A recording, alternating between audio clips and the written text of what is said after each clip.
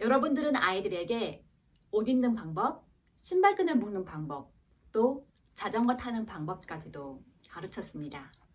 그렇다면 여러분은 아이들에게 가장 중요한 삶의 기술 중에 하나인 돈을 관리하는 방법을 가르치신 적은 있으신가요? 우리가 아이들에게 가르치는 다른 기술과는 달리 돈을 관리하는 방법을 아는지 모르는지에 따라서 우리 아이들의 미래를 만들거나 망가뜨릴 수 있습니다. 다행히도 우리 아이들에게 바른 경제관념을 심어주기 위해 실제적인 경험을 미리 할 수 있는 방법이 있습니다. 그것이 바로 용돈입니다.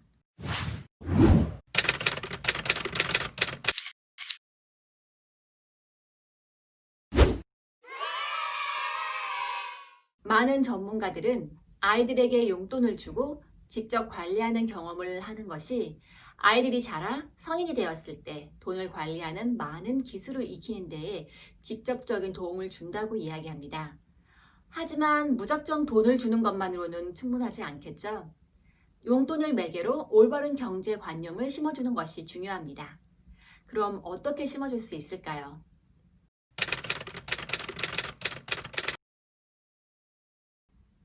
그럼 용돈을 시작하기에 가장 좋은 나이는 언제일까요?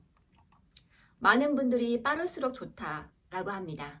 하지만 현실적으로 생각해 보면 너무 어린 아이 같은 경우에는 지폐와 동전이 가지고 노는 다른 장난감들과 달리 어떤 것을 위한 것이라는 걸 이해하는 것 자체가 어려울 거예요. 그래서 아이들이 좋은 숫자 감각을 가지고 있고 더하고 빼는 것을 할 줄 아는 시기가 좋습니다.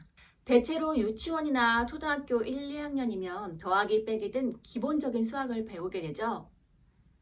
그리고 가격의 차이나 스스로 얼마나 돈을 많이 쓰는지, 저축을 하고 있는지 더 파악할 수 있게 됩니다. 그래서 이때가 용돈 주기를 시작하기에 좋은 시기라고 할 수 있습니다. 용돈을 경제 교육의 방법으로 쓰기 위해서는 용돈을 준다는 데 의미가 있기보다 아이들 스스로 본인의 소비 행동에 책임질 수 있도록 만드는 것이 의미가 있습니다. 어린 아이들에게는 생활의 필수적인 구매품을 제외한 장난감이나 간식 또는 클레이 같은 작은 만들기 용품까지 아이가 직접 소비할 수 있도록 해주세요.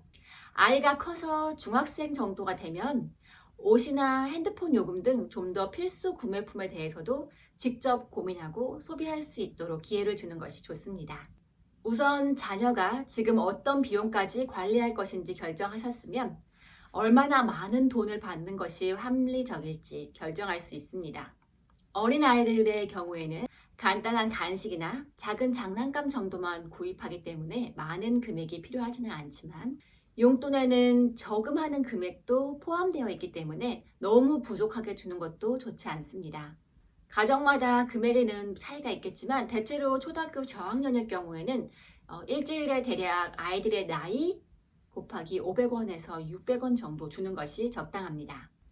하지만 초등학교 고학년 이상의 아이들이 현재 책임지고 있는 항목에 따라 합리적이라고 할 수 있을 만큼 충분히 줄 필요가 있습니다.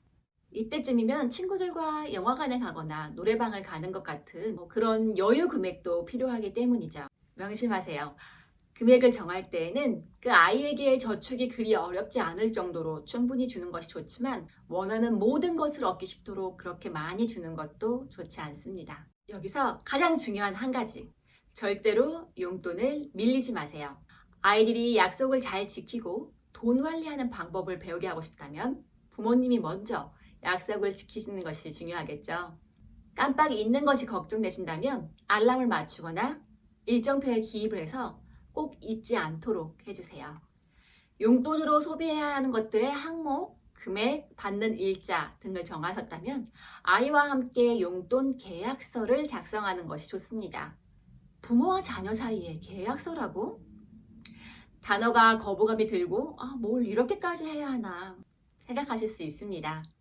하지만 이것은 부모와 자녀 둘 다에게 같은 입장에서 지낼 수 있도록 용돈 계약을 문서화하는 것 그 자체로 도움이 될 수 있습니다. 특히나 아이들이 초등학교 고학년, 중고등학생이 되면 아이들이 소비 권한을 늘리고 싶어 할 때 누가 어떤 비용을 책임지고 있는지에 대한 사소한 오해가 발생할 수 있어요. 이럴 때 참조할 근거가 될 수 있습니다. 오늘날 대부분의 거래는 신용카드나 티머니 등 디지털 화폐를 사용합니다. 하지만 용돈을 시작하는 아이들에게는 그것이 너무 추상적이죠.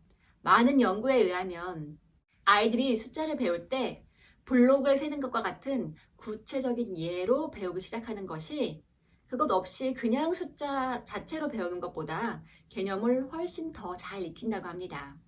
돈에 대해서도 마찬가지입니다.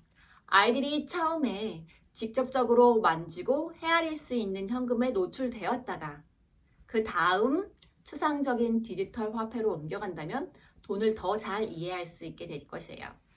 따라서 적어도 아이들이 용돈을 받기 시작할 때에는 지폐와 동전으로 주는 것이 좋습니다.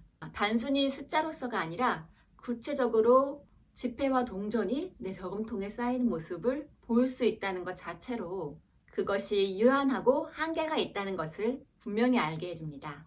이것은 아이들이 지출 결정을 내릴 때 기본적으로 필요한 마음가짐입니다. 용돈을 주는 것은 아이들에게 돈의 가치를 가르칠 수 있는 기회입니다. 예전에 우리가 하나의 저금통에 특별한 목적 없이 돈을 모았다면 아이들에게 돈을 쓰는 방법과 목적을 가르쳐 주기 위해 3개나 4개의 통을 이용해서 용돈을 관리하도록 하는 것이 좋습니다. 성인인 우리 같은 경우에도 통장을 나눠서 관리한다던가 봉투를 나눠서 관리하도록 이야기하고 있는데요. 그것과 똑같은 개념이라고 생각하시면 되세요. 쓰임에 맞게 지출, 저축, 기부, 그리고 하나 더 덧붙이자면 투자까지 3개에서 4개까지 항목이 분리된 저금통을 이용해서 저금하는 것이 좋은데요.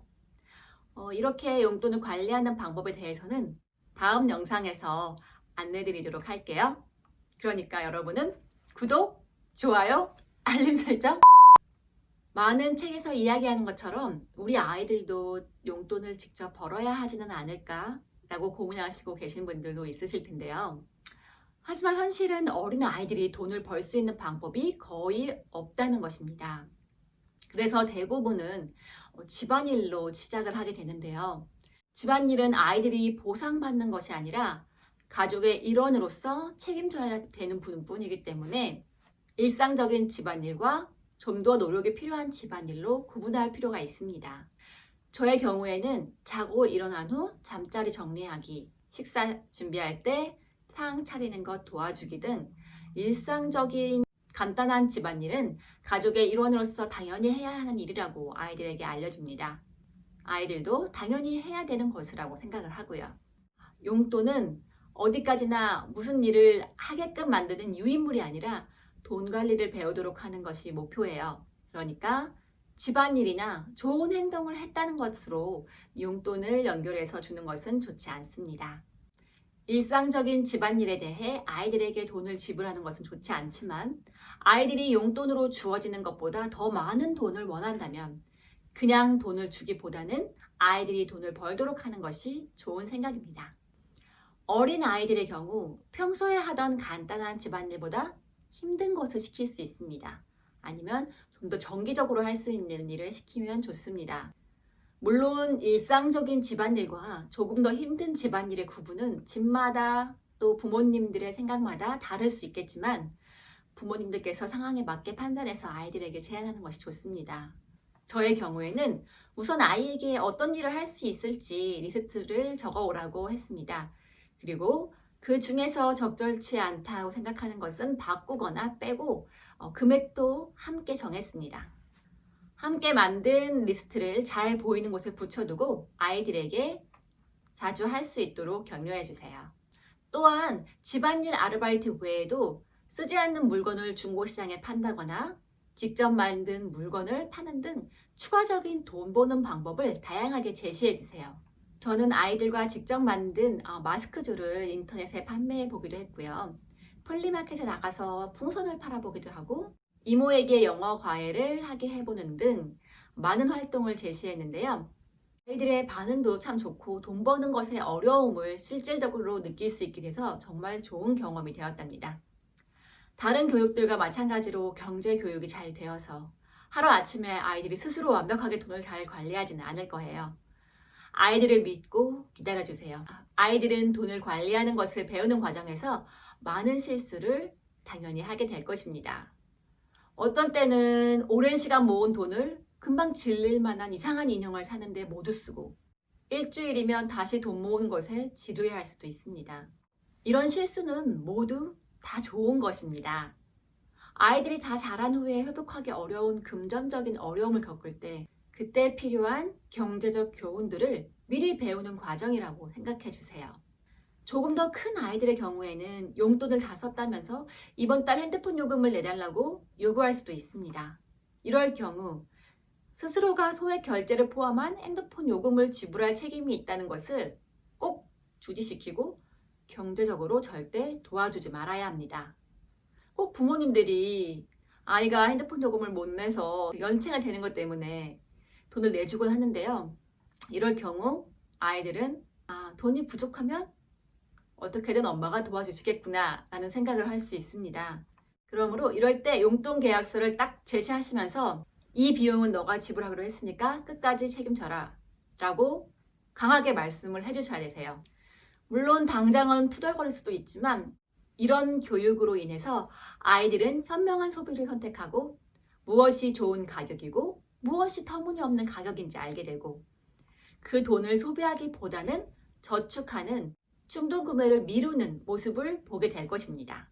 그리고 그러한 생각들은 고등학교 졸업 후 진로를 결정하는 데에도 도움을 줄 것이고 앞으로 살아갈 방향을 잡는 데에도 큰 도움이 될 거예요.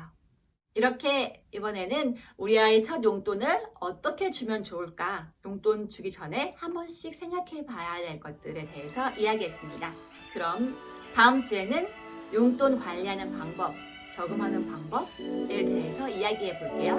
구독, 좋아요, 알림 설정 꼭 해주시고 다음에 만나요. 안녕!